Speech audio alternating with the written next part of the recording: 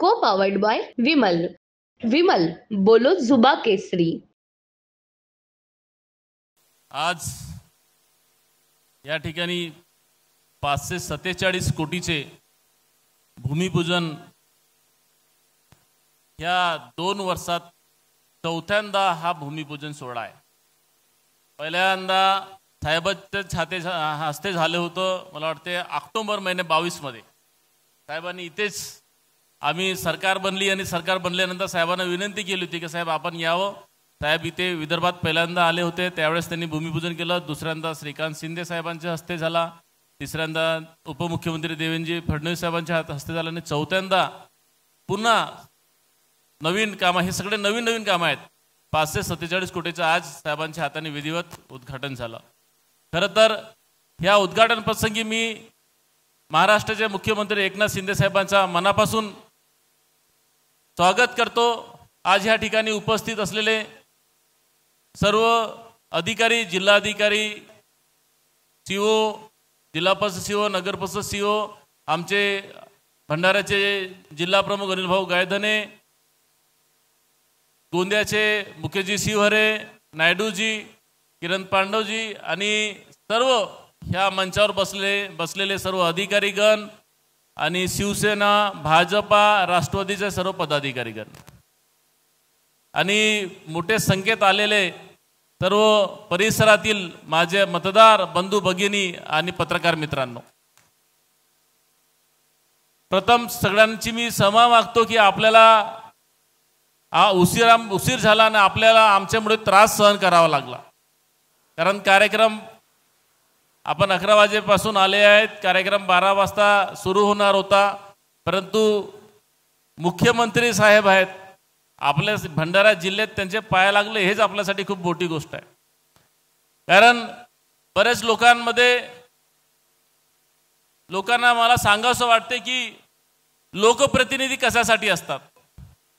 लोकप्रतिनिधी आपल्या विकासासाठी असतात. बरेचदा आपण लोकप्रतिनिधी निवडून देत असतो, परंतु त्यांना कळत नाही की त्यांची जबाबदारी काय. 2009 ते 14 मध्ये जेव्हा मी आमदार झालो तेव्हा खूप सारं काही करायचं होतं, पण सत्ता नव्हती आणि सत्ता नसताना आम्हाला खूप काही करता आलं नाही. परंतु मी ठरवलं होतं की दुसऱ्यांदा जेव्हा मी निवडून येईन तेव्हा हा भंडारा जिल्ह्याचा चेहरा मोहरा बदलवेल. योगायोग 14 मध्ये युती तुटली आणि काही लोकांनी आमच्या विरोधात प्रचार करून आम्हाला पाडण्याचा षड्यंत्र रचला. मी पडलो, पण तिथेच न थांबता मी शिवसेनेच्या जिल्हा प्रमुखची जबाबदारी घेतली आणि संपूर्ण जिल्हा पिंजून काढला आणि पुन्हा तिकीट मिळो नको मिळो तरी आम्ही 19 मध्ये तुमच्या सर्वांच्या भरोश्यावरती अपक्ष निवडणूक जिंकली. निवडणूक जिंकल्यानंतर माझ्या मनामध्ये एकच विषय होता की मी माझ्या भंडाऱ्याचा परिवर्तन कसं करेल. कारण माझ्यासाठी आमदारकी नवीन नव्हती, दुसरी टर्म होती, परंतु विकास कसा करेन. कारण लोकांनी आठवण ठेवायला पाहिजे की लोकप्रतिनिधी होता तो तसा होता ज्यांनी विकास करून गेला. हे ध्येय माझ्या मनामध्ये तेव्हापासून होते. बरेचदा चेंबरमधून एखादाच व्यक्ती मेरिटमध्ये टॉपरमध्ये जाते, 99% थोडं मागे राहतात. राज्याच्या मुख्यमंत्री एकच होते ना, 10 होतात का? एकच होते. तसंच भंडाऱ्याचा लोकप्रतिनिधी जे आतापर्यंत लोकप्रतिनिधी झाले त्यांच्यापेक्षा सरच एक पाऊल कसं काम करायचा हा हेतू माझ्या मनामध्ये होता. बरेचदा आपण पाहिलं 3-3, 4-4 रेजिम आमदार झालेले आहेत, तर काय करतात, फक्त काका, मामा, बाबा, चॉकलेट देणं, ट्रॉफी देणं, पण काम काहीच नाही, शून्य. तो विकास काय वरतून येणार आहे का? विकास जर आणायचा असेल तर सत्तेची तिजोरीमधून आपल्या जिल्ह्यासाठी काहीतरी आणावं हे लागतं. आता बरेचसे लोक म्हणतात किंवा हे मुख्यमंत्री यांच्या पाठीशी, हो मला अभिमान आहे, माझा मुख्यमंत्री माझ्या पाठीशी आहे आणि म्हणून ह्या जिल्ह्यामध्ये सगळ्यात जास्त रेकॉर्ड ब्रेक निधी आपण आणला. तुमच्याकडे सुद्धा मुख्यमंत्री होते, पण तुमचे दुर्भाग्य तुम्ही आणू शकले नाही. आमची टीम साहेब भंडाऱ्यामध्ये 30-40 लोकांची टीम आहे आणि मुंबईमध्ये 3-4 लोक आहेत. आम्ही इकडून प्रस्ताव तयार करतो आणि मुंबईमधून त्या आमची जी दुसरी टीम आहे ती फॉलोअप करते आणि सतत मुख्यमंत्री कार्यालयाचा आम्ही वापर करतो. साहेब माफ करा, पण तुमचाच आदेश आहे. तुम्ही सांगितलेलं आहे की काय आमदारांना जेवढं मजबूत करायचं असेल, जेवढे काम आणायचं असेल, माझा मुख्यमंत्री कार्यालय सदैव खुलं आहे. साहेब आम्ही त्यांचा वापर करतो आणि त्यांच्या फोन लावून सगळ्याच्या सगळे प्रकल्प आणण्याचा प्रयत्न करतो. बरेच लोकांना कळत नाही, अरे हाही निधी आला, तेही निधी आला. अरे निधी आणण्याची कला असते आणि पाठपुरावा करावा लागते. मुंबईमध्ये जाऊन झोपे काढले तर निधी येत नाही. मुंबईमध्ये पायात भिंगरी टाकून फिरावं लागते, तेव्हा जिल्ह्यामध्ये निधी येते आणि तेव्हाच 547 कोट्यासारखेचे भूमिपूजन आपल्याला करण्याचे भाग्य प्राप्त होते.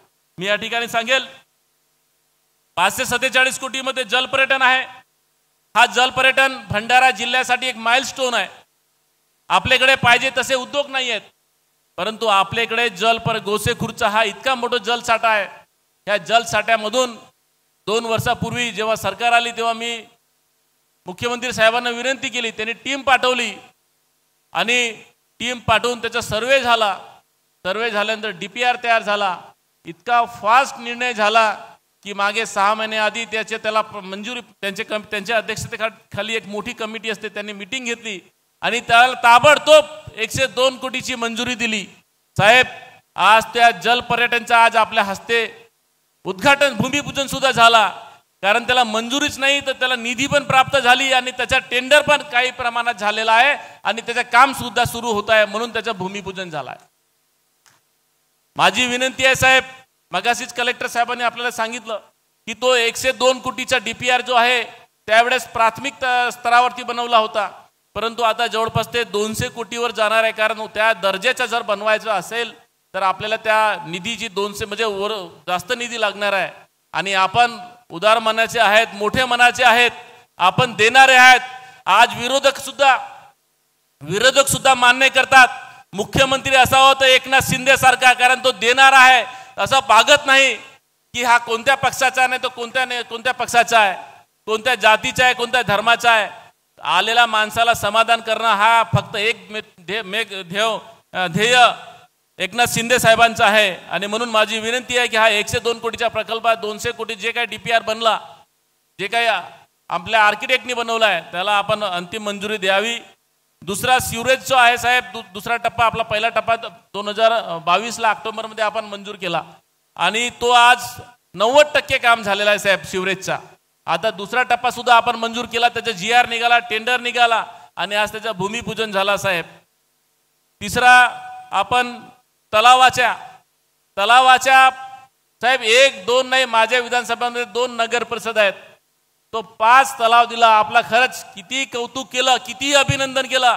आपले पाय धुवून पाणी पिलं तरी भंडारावासी कधी विसरू शकत नाही साहेब. आज आमचे तलाव जे आहेत, आज आमचा खाम तलाव आपण मागच्या 2022ला येऊन आपण भूमिपूजन केलं होतं. आज साहेब त्याच्या तलावाचा मोठ्या प्रमाणात काम झालं आहे. मोठ्या मेट्रो सिटीमध्ये इतका ब्रिज सुंदर बनला नाही. मी पत्रकार बांधवांना सुद्धा विनंती करेन, जाता जाता खाम तलाव होऊन जावा, कारण तो जो तलाव आहे तलावाचं सौंदर्यीकरण आणि इतका मोठा ब्रिज त्याचा रामझुलासारखा बनलेला आहे. आज त्याचा सिव्हिल वर्क पूर्ण कंप्लीट झाला आहे आणि त्याचा जे स्टॅच्यू आहे 51 फुटाची रामजीचा, त्याची सुद्धा आता तिथून मूर्ती निघाली आहे आणि त्याचा सुद्धा तो काम पूर्णत्वास महिनाभरामध्ये त्याची मूर्ती स्थापना सुद्धा आपण ठरवलं आहे की हाच आपण याच्यामध्येच करायचं होतं, पण ते काम पूर्ण होऊ शकले नाही. नाही तर आपल्याच हस्ते त्याचा मूर्ती प्रतिष्ठान करायचं होतं. परंतु नक्कीच ते आता दहीहंडीच्या काळामध्ये आम्ही आपल्याला आता वेळ मागणार नाही, कारण आपण खूप वेळ दिला. आम्ही श्रीकांत शिंदेजींना विनंती करू आणि त्यांच्या हाते मूर्ती स्थापना करू, मूर्ती प्रतिष्ठान करू. सर नगर परिषद अंतर्गत रस्ते आहेत, PWDचे रस्ते आहेत साहेब. क्रीडा विभागाचा जर विचार केला, क्रीडा विभागाचा नियम आहे 24 कोटी, परंतु साहेब 72 कोटी आपल्या शिफारसीनं 72 कोटीचे DPRला मान्यता दिली, त्याचा GR निघाला. हे सगळे काम आम्ही फोकट नाही आहेत, लॉलीपॉप आणि चॉकलेट तर बिलकुल नाही आहेत, एव्हिडन्स प्रूफ सहित आहेत. हे सगळे मान्यता झालेले आहेत, सगळे GR सहित आहेत झालेले आहेत. फक्त एवढंच आहे की काही प्रमाणात निधी आली, काही निधी यायची आहे, तर मुख्यमंत्री आणि उपमुख्यमंत्री आपल्या सत्तेमध्ये आम्ही आहोत ते निधी सुद्धा आणण्याचं काम करतो आणि त्याच्या सुद्धा टेंडर प्रोसेसमध्ये आहे. माझी विनंती आहे जिल्हाधिकारी महोदयांना सुद्धा, कदाचित ते टेंडर झाले असते, आपण थोडंसं काळजी घेतली, तो क्रीडाचा पण 15 कोटीचा येऊन पडलेला आहे, त्याचं जर आपण केलं टेंडर प्रोसेस तर त्याचे काम सुरू होऊन जाईल आणि लोकांच्या कामामध्ये येईल. मी ह्या ठिकाणी अधिक न वेळ घेता, हे जे 547 कोटी आहेत हे तर झालेच, परंतु मी ह्या ठिकाणी सांगेल की महाराष्ट्र शासनाने लोक विरोधक अपप्रचार करतात की काय केलं.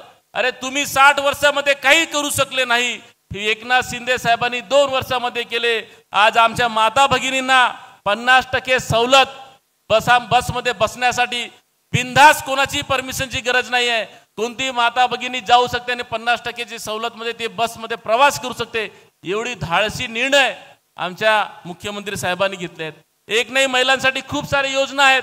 आम्ही सुद्धा साहेब भंडारा नगर परिषदेच्या वतीने एक भव्य दिव्य महिलांसाठी आम्ही व्यापार संकुल जे आहे आपली परमिशन नगर परिषदचे पैसे वापरून साहेब, कारण महिलांसाठी ते महिला बाल कल्याणमधून पैसे मिळणार नाही आम्हाला, आपण नगर विकासच्या फंडातून एक 10 ते 15 कोटीचा 200 गाड्याचा जे बचत गटाचा व्यापार संकुल जे म्हणतात ते जर आपण दिलं तर आज जवळपास 2200 गट आमचे भंडारा जिल्ह्यामध्ये ग्रामसंघ नाही का, 2200 ग्रामसंघ आहेत, परंतु त्यांना बाजारपेठ नाही आहे साहेब. आपण त्यांना प्रोडक्ट बनवायला दिलं, उत्पादन बनवायला दिलं, पण मार्केटची व्यवस्था नाही आहे साहेब. जर जिल्ह्यामध्ये महिलांसाठी जर ते मोठा भव्य दिव्य 200 गाड्याचा, त्याच्यामध्ये त्यांची मीटिंग हॉल, कॉन्फरन्स हॉल सगळे जर दिलं आणि मुंबईच्या एखाद्या व्यापारीला जर काही उत्पादन घ्यायचं असेल तर त्याला कुठे बाजारपेठ आहे याची जर व्यवस्था जर आपण करून दिलं तर महिलांच्या स्वयंरोजगाराला मोठा हात होईल, दिलासा होईल. म्हणून मी आपणास ते सुद्धा मागणी करतो, कारण नगर परिषदनी आणि जिल्हा परिषदेच्या वतीने जागाची व्यवस्था जर करून दिली तर आपल्या नगर परिषदेच्या वतीने आपल्याला करता येईल साहेब. आपण 1.5 लाखाची योजना महात्मा फुलेची 5 लाखावर केलं, पर्यटनाला चालना दिली. पर्यटनाचा बजेट खूप कमी होता, जवळपास 1800 कोटीवरती नेलं साहेब. पूर्वी पहिले बजेटच नव्हता महाराष्ट्राचा. खूप सारे योजना आहेत, मी आता त्याच्यामध्ये जाऊ शकत नाही, परंतु प्रत्येक जिल्ह्याला एक मेडिकल कॉलेज, आयुर्वेद, आपल्या कृषी महाविद्यालय, हे सगळे आपण दिलेत. आणि विरोधक तरी म्हणते का काय केलं, कारण त्यांच्याकडे दुसरं सुचतच नाही की काय बोलायला पाहिजे, कसं बोलायला पाहिजे. तुम्ही काय करू शकले नाही म्हणून ते फक्त अपप्रचार करतात. मागच्या वेळेस जर आपण विचार केला लोकसभेचा, तर लोकसभेमध्ये फक्त आणि फक्त अपप्रचारमुळे निवडून आले. त्यांच्याकडे सांगण्यासारखं काही नव्हतं का 60 वर्षामध्ये आम्ही काहीतरी चांगलं केलं, काहीच नव्हता, फक्त अपप्रचार केलं. संविधान खतरे में है, संविधान खतरे में, जसे यांनी 60 वर्षात संविधानची रक्षाच केली आहे. संविधानचे पाय तुडवड तर सगळ्यात जास्त काँग्रेस सरकारने केली आहे. मी मागासवर्गीय आमदार आहे, मला माहिती आहे की काय दिलं काँग्रेस सरकारने. अजूनही तळागाळापर्यंत संविधानाचा फायदा पोहोचू शकला नाही. अजूनही गरिबी जी आहे ही तळागाळापर्यंत अजूनही जशीची तशीच आहे. उलट श्रीमंत होऊ लागलाय. पण गरिबीच्या, मी मध्ये एक व्हिडिओ पाहिला की जर आरक्षणाला आम्हाला कायमस्वरूपीची गरज नाहीये, पण जर प्रामाणिकपणे 10 वर्ष 20 वर्ष जर तुम्ही राबवलं तर नक्कीच भविष्याची बी आम्हाला गरज नाहीये. परंतु होते असं की श्रीमंत डॉक्टरचा पोरगा डॉक्टर बनते, इंजिनियरचा पोरगा इंजिनियर बनते, पण त्या तळागाळाच्या पोराला संविधानाचा फायदा तसं अजूनही होत नाही आहे. तर ही जी सुधारणा आहे ती करायला पाहिजे. ते काँग्रेसने करू शकले नाही. फक्त गट तयार केले, आरपीआयचा हा गट, आरपीआयचा तो गट असे 10 गट तयार करून टाकलेत आणि सगळ्यांचे तोंड बंद केलेत आणि विकासाचा काही आता पता ठेवला नाही. आता जेव्हा सत्ता गेली तेव्हा संविधान बचावाची भूमिका आली. मी तर म्हणतो हो, आम्ही हिंदू विचाराचे लोक आहोत, परंतु तुम्ही तर कोणत्याच विचाराचे लोक नाही आहेत, तुमच्याकडे विचारच नाही आहेत.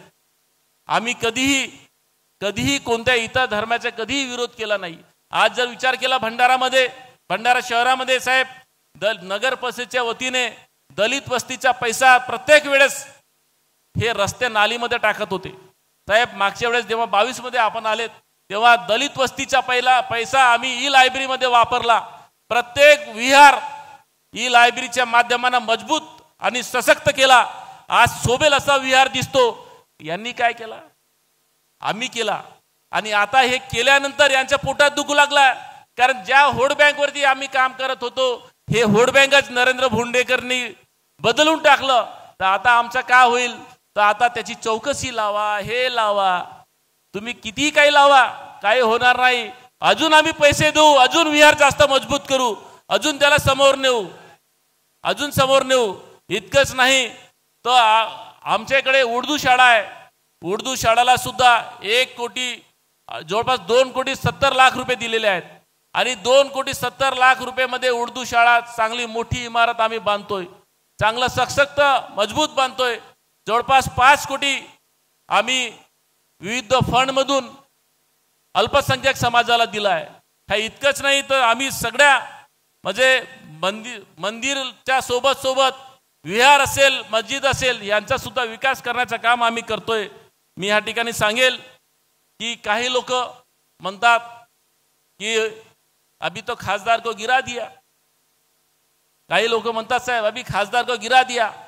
हिंदू हिंदू बोलने वाले अब आमदार की पारी है. मला बाळासाहेबांचे ठाकरेची एक डायलॉग आठवते. बाळासाहेबाची एक डायलॉग मला आठवते.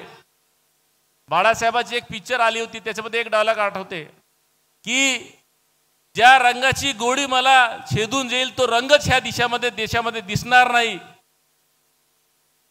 हे तेवढंच ह्या भंडाराच्या लोकांनी सुद्धा विचार करून घ्यावं की हे आम्ही सगळ्या लोकांना घेऊन चालतो, परंतु जर काही नेते, काँग्रेसचे विशेषतः सांगतो, काही नेते जर म्हणत असतील पाकिस्तानचं समर्थन करून करत असतील तर हिंदूंनी सुद्धा बांगड्या घातलेल्या नाहीये, हे तुम्ही लक्षात घ्या मित्रांनो.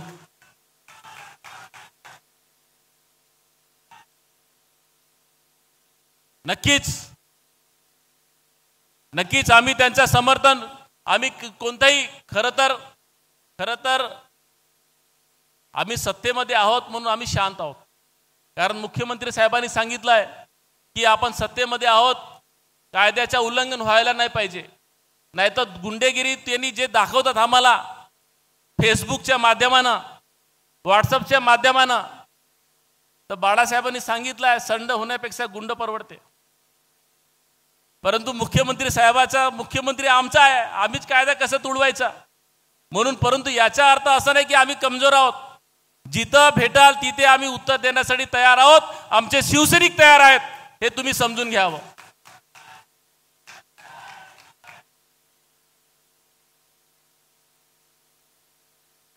आम्ही विकासावरती राजकारण करतोय. शिंदे साहेबांनी सांगितलं की आपण विकासावरती राजकारण करायचा.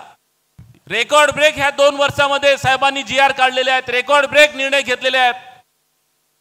महाराष्ट्रामध्ये आज जर पाहिलं तर तुम्ही वर्षा निवास जो आहे मुख्यमंत्री साहेबांचा, मी कधी कधी जातो, पूर्वी पण जात होतो, पण मागच्या 2 वर्षाच्या गव्हर्नमेंटमध्ये जे पाहिलं तर एंट्री नव्हती त्या गेटमध्ये जाण्याची. परंतु आता जर मुख्यमंत्री साहेबाच्या जर बंगल्यामध्ये जायचं रात्री 2 वाजताही म्हटलं तर फटकन जाता येते. एखाद्या मंत्र्याला भेटता नाही येत पण मुख्यमंत्रीला सहज भेटता येते. इतकं सोपं राज्याच्या मुख्यमंत्रीचा ऍक्सेस झालेला आहे. हे आपल्या भाग्याची गोष्ट आहे. तुम्ही कोणी जर भंडाराचा एखादा व्यक्ती जर जायचं असेल तर त्यांना खुशाल जाऊ शकता, इतकी सोपी सोय आहे. इतका चांगला मुख्यमंत्री मिळाला आहे तर त्याचं समर्थन करायलाच पाहिजे. राजकारणच्या वेळेस राजकारण करण्यास हरकत नाही आहे, एकामेकाच्या विरोधात प्रचार करायला पाहिजे. परंतु विकासाला गालबोट लावून जर राजकारण करत असतील तर त्याचा आम्हाला निषेध पण सुद्धा तेवढंच जनतेने करायला पाहिजे. कारण बरेचदा आता काही भेटत नाही. अरे सिवरेज सारखी योजना आपल्या जिल्ह्यामध्ये आली आहे. सिवरेज म्हणजे अंतर्गत भुयारी गटार योजना. भुयारी गटार योजना ही मेट्रो सिटीमध्ये होती, आपण भंडाऱ्यामध्ये आणली. का? मुख्यमंत्री आपला आहे, नगर विकास खाता आपला आहे. 116 कोटी नंतर 130 कोटी. परंतु मला एक सांगा, जर भुयारी गटार जायचा तर भुयारी गटारमध्ये भुयारच्या आतमधून म्हणजे रस्त्याच्या आतमधूनच जाईल, म्हणजे रस्ता फुटणारच. तुम्ही घर जर बांधाल तर बेसमेंट करायसाठी तुम्हाला पायवा तर खोदावंच लागेल, घर तर जागा खोदावंच लागेल. परंतु विरोधक का म्हणते नाही रस्ता फुटला. अरे तर तू का नाही फुटलास? तूही फुटशील आता भविष्यात. मी मुद्दाम यासाठी सांगतो की तुम्ही लोकांनी आता प्रत्युत्तर देण्याची आता गरज आहे. हे 3 महिने जे आहेत विरोधकांनी मागच्या लोकसभा आपल्याला अपप्रचारानेच ते जिंकले आहेत. आता आपण सुद्धा ऍक्टिव्ह राहण्याची गरज आहे. आणि आपल्याला सुद्धा तेवढंच ताकदीनं आता प्रत्युत्तर देण्याची गरज आहे. मी या ठिकाणी सांगतो की मुख्यमंत्री साहेब, आपण जिल्ह्यात आलेच. मी मगाशीच बोललो की आपला जलपर्यटनचा हा प्रकल्प 102चा आहे, 200 कोटीच्या जवळपास आपण आम्हाला मंजुरी द्यावी. दुसरा प्रश्न आमचा पवनीचा जो आहे, हा 372 मंदिर आहेत, विदर्भाची काशी म्हणून आम्हाला बोलले जातात साहेब. आणि विदर्भाची काशी, त्याच्यामध्ये खूप लांबून लांबून लोक येतात, परंतु त्याचा उपेक्षित झालेला आहे. त्याला त्या विकासाची वाट आहे आणि त्याला गरज आहे साहेब. आम्ही त्याचा DPR तयार केला आहे. आपण त्या पवनीला सुद्धा जर आपण एक मीटिंग हायपर, तुमची जी अध्यक्षतेखाली मीटिंग असते ना, आपल्याकडेच तो नगर विकास खाता आहे साहेब, त्याला मंजुरी दिली आणि त्याला काम सुरू केलं तर साहेब, जी आमची 80 लाखाची जी लोकसंख्या होती आज 25,000वर आली साहेब.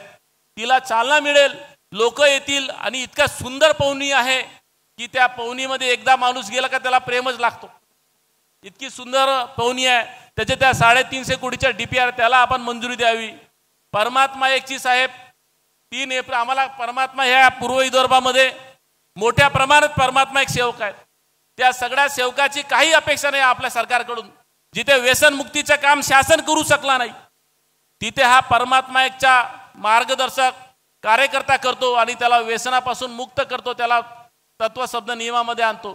त्यांची दुसरी काही अपेक्षा नाही. शासनाने हे द्यावा, निधी द्यावा, फक्त त्यांची सगळ्यात महत्वाची मागणी आहे साहेब, 3 एप्रिलची सुट्टी. बरोबर आहे की नाही?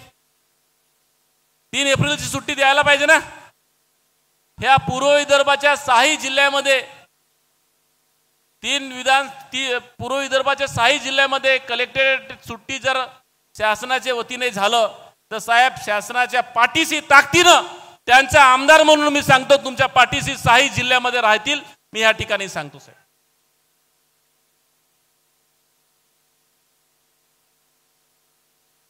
शेवटची एक मागणी आहे साहेब. आज ओबीसी समाज आमच्याकडे खूप मोठ्या प्रमाणात आहे. ओबीसी समाज खूप मोठ्या प्रमाणात आहे. आज 52% म्हणतो, 29% त्याला आरक्षण आहे. परंतु त्याचा आर्थिक जो बजेट आहे साहेब 3,000-4,000 कोटी आहे. जर या बजेट याला 15,000, 20,000, 25,000 दिला तर आम्ही तुमचा काही पाहायची गरजच नाही. बरोबर आहे ना? 25,000 कोटी दिलं तर बजेट साहेब त्याच्या वाढून द्या. सगळ्या ओबीसीच्या वतीने मी सांगतो की त्यांच्या आर्थिक, कारण त्यांच्या मुलांच्या शिक्षणाची, आपण आता मुलींचं सगळं फ्री केलंच, त्यांच्या मुलांच्या शिक्षणासाठी स्कॉलरशिप मिळत नाही. घरकुलच्या सगळ्यात मोठं, आम्ही गावागावात फिरतो. आज सामाजिक आदिवासीची जी सबरी योजना आहे, वाल्मिकी योजना मागासवर्गीची आहे, ओबीसीची आता आपण एक योजना नमो आवास योजना केली साहेब, पण त्याला फंड लागेल. कारण गावागावामध्ये जास्तीत जास्त आम्हाला आता बाकी ओबीसी आणि मागासवर्गीय आणि आदिवासीचा प्रॉब्लेम नाही आहे, पण ओबीसीच्या घरकुलचा बहुत मोठा प्रॉब्लेम आहे साहेब. तर ह्या ओबीसीचा जो आहे घरकुलात जर जास्तीत जास्त निधी उभी करून दिले आणि बजेट दिलं तर नक्कीच या ठिकाणी खूप फायदा होईल. आणि सगळ्यांच्या मनामध्ये एक विषय आहे की शेतकऱ्यांच्या कर्ज लवकरात लवकर माफ, पुराच्या पुरा माफ व्हायला पाहिजे, आहे ना? आज जरी नाही केलं तरी अधिवेशनच्या काळामध्ये शेतकऱ्यांचं कर्ज माफ करावं अशी माझी विनंती आहे. आणि जे काही प्रोत्साहन 50,000चं होतं, कारण काही 10-20% उरलेले आहेत. फक्त कलेक्टर साहेबांनी आणि पालकमंत्री महोदयांनी जर लक्ष दिलं तर 10-20% कर्ज, जे नियमित कर्ज भरलेले आहेत त्यांचे पैसे 90% मिळाले, 10% जर बाकी आहे तर ते मिळून गेलं तर 100% योजना आपली सक्सेस होईल. मी अधिक वेळ न घेता खूप काही बोललो असेल तर माफ करा, पण महाराष्ट्राच्या मुख्यमंत्र्यांनी आपल्याला सदैव आपल्या पाठीशी राहिले आणि हे 2-4 विषय बी जर केलं तर नक्कीच ह्या जिल्हा त्यांना कधी विसरणार नाही. आणि मी तुमच्या वतीने सांगतो की येणाऱ्या विधानसभामध्ये 3चे 3 आमदार हे महायुतीचे राहतील. एवढंच बोलून माझे 2 शब्द थांबवतो. जय हिंद, जय महाराष्ट्र. को पावर्ड बाय विमल. विमल, बोलो जुबा केसरी.